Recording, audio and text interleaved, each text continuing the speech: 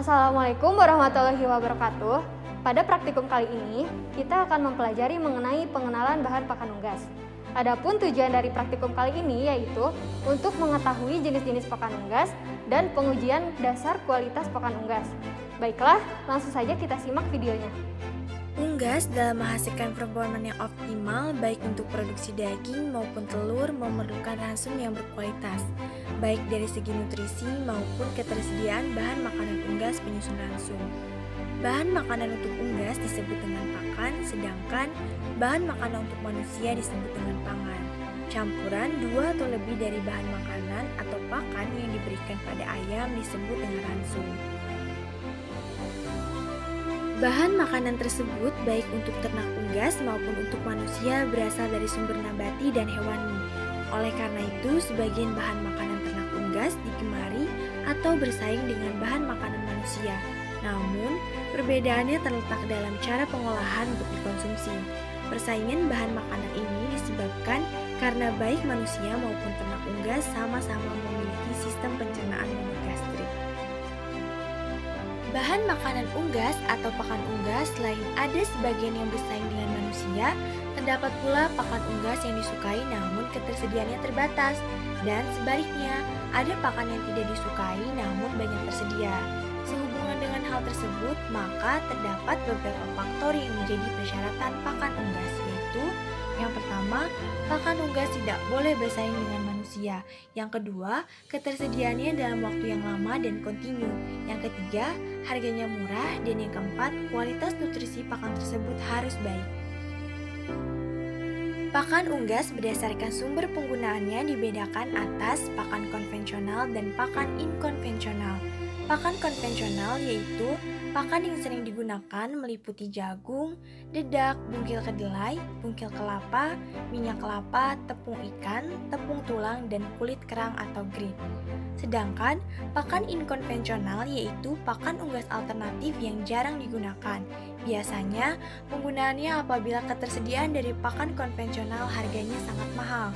Pakan inkonvensional ini diantaranya sorghum, gaplek, bungkil kacang tanah, kacang kedelai, kacang tanah, kulit kerabang, cacing, siput, dan lain sebagainya.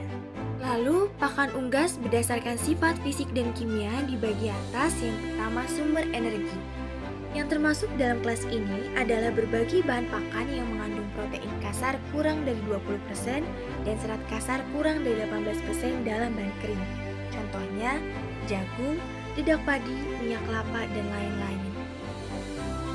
Yang pertama, jagung. Tanaman serealia ini memang merupakan salah satu bahan utama pakan ternak ayam. Jagung menjadi pilihan pakan utama karena kandungan nutrisi yang terdapat di dalam jagung memiliki banyak manfaat yang dibutuhkan oleh ayam, seperti kandungan energi sebesar 129 kalori, protein 4,1 gram, lemak 1,3 gram, karbohidrat 30,3 gram, kalsium 5 mg, fosfor 108 mg, besi 1,1 mg, air 117 gram, vitamin A 0,18 SI, vitamin B 9 mg, dan vitamin C sebesar 63,5 mg menurut Iskandar tahun 2007. Akan tetapi, jagung ini juga memiliki zat antinutrisi berupa aksamfitat yang dapat menghambat penyerapan mineral dalam sistem pencernaan. Yang kedua, dedak padi. Dedak padi adalah hasil samping pada pabrik penggilingan padi dalam memproduksi beras. Dedak padi mudah didapat dan terjamin ketersediaannya serta mempunyai kandungan gizi yang cukup tinggi, yaitu protein kasar sebesar 13,80%, bahan ekstrak tanpa nitrogen atau BETN sebesar 53,30% menurut Scott dan kawan-kawan pada tahun 1982. Protein dedak padi juga berkisar antara 12-14%, lemak sekitar 7-9%, serat kasar sekitar 8-13%, dan abu sekitar 9-12% menurut Murni dan kawan-kawan pada tahun 2008. Yang ketiga, minyak kelapa.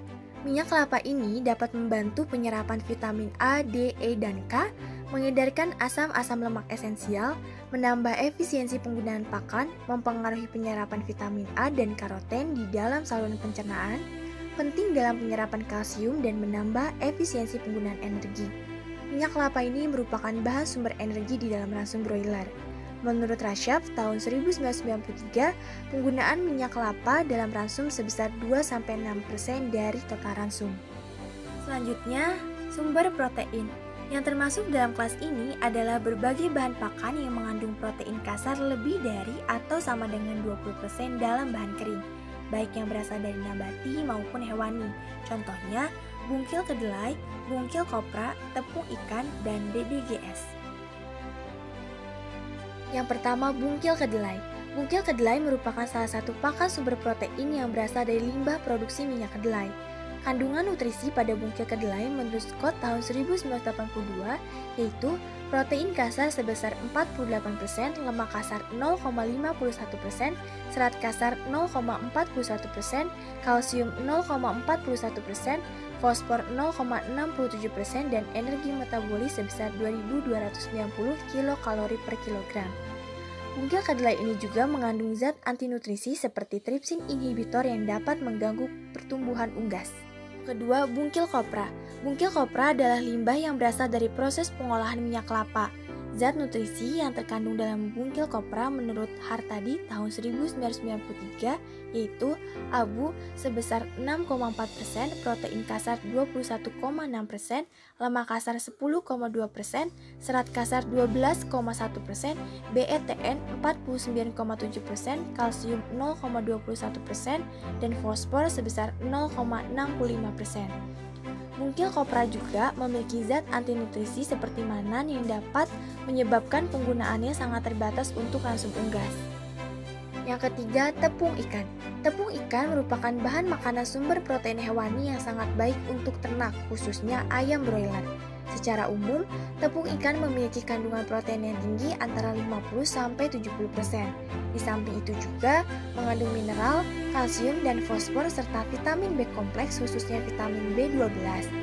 Tepung ikan yang baik mempunyai kandungan protein kasar sebesar 58-68%, air 5,5-8,5%, serta garam sebesar 0,5-3,0%. Penggunaan tepung ikan dalam penyusunan ransum dibatasi di bawah 10%. Penggunaan tepung ikan melebihi batas maksimum beresiko menimbulkan erosi gizzard dan bentuk fatalnya adalah muntah darah. Yang keempat, distilled dried grains with solvents atau DDGS merupakan hasil ikutan dari pembuatan etanol dari penggilingan sorghum dan jagung yang hanya menggunakan saripati jagung dan sorghum. Kandungan nutrien dari DDGS menurut Pedersen dan kawan-kawan tahun 2007 yaitu protein kasar sebesar 30,20%, lemak kasar 10,90%, serat kasar 8,80%, dan abu 5,80%.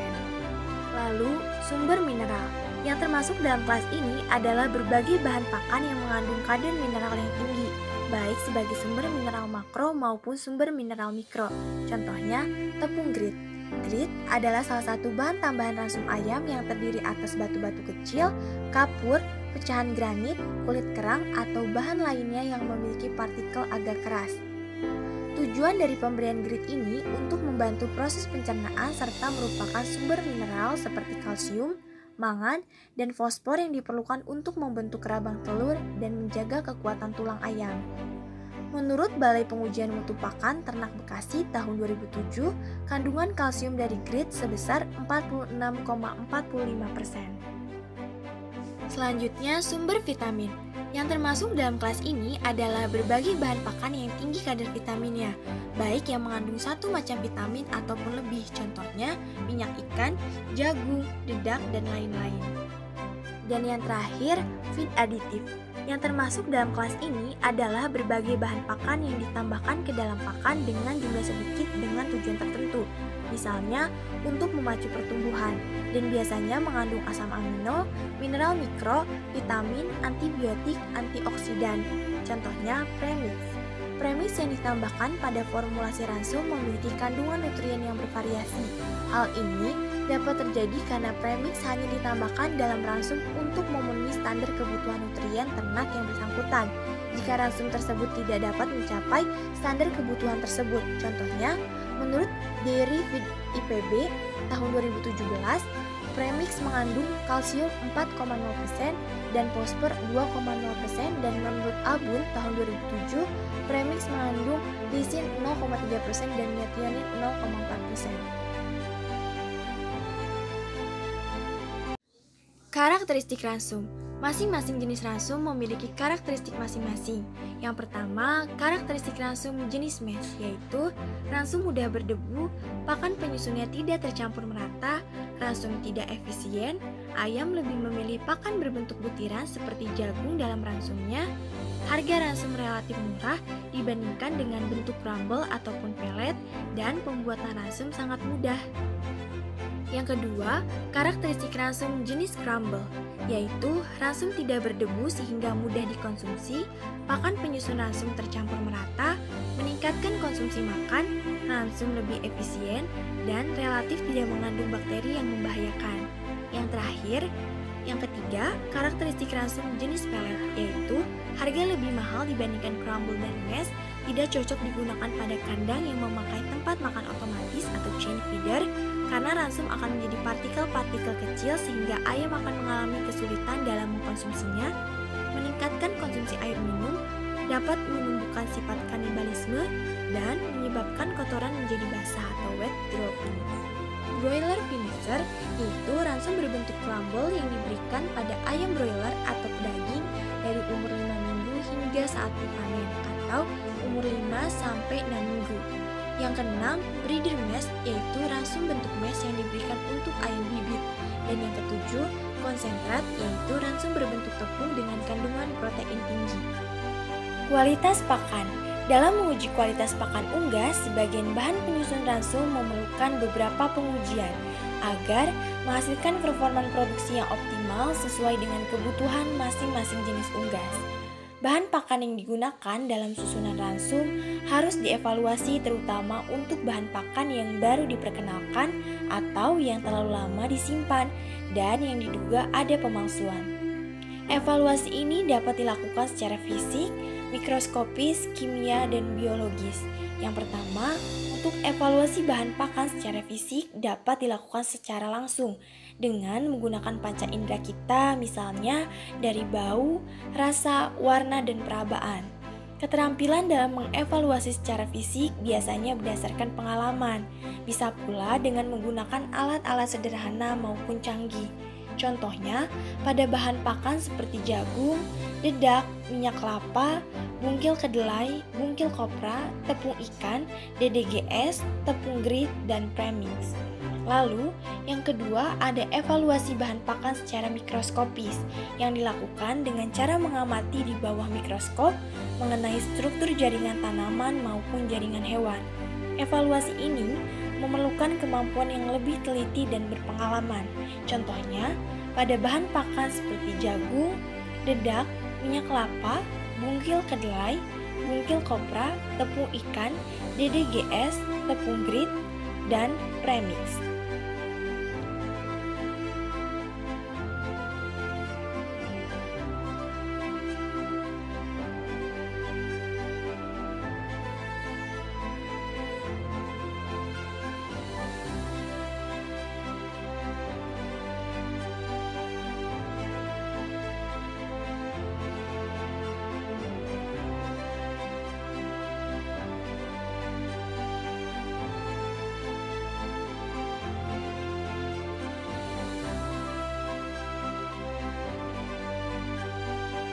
Lalu, yang ketiga, evaluasi bahan pakan secara kimiawi dilakukan di laboratorium. Biasanya dianalisis mengenai kandungan nutrien dengan analisis proksimat seperti kandungan air, protein, lemak, energi, serat kasar, dan abu. Dapat pula dilakukan dengan analisis yang lebih canggih seperti untuk mengukur komposisi asam-asam amino dan kandungan racun dan anti nutrisi bahan. Dan yang terakhir, evaluasi secara biologis. Bahan pakan untuk ayam biasanya dilakukan secara langsung pada ayam, yaitu bahan pakan yang akan dievaluasi dicampurkan ke dalam susunan ransum dengan jumlah tertentu, kemudian diberikan pada ayam, dan selanjutnya dilihat apakah ada pengaruh seperti pertambahan bobot badan, konsumsi ransum, ataupun sebagainya. Demikian video pembelajaran mengenai pengenalan pakan unggas. Sampai jumpa di video pembelajaran selanjutnya. Terima kasih. Wassalamualaikum warahmatullahi wabarakatuh.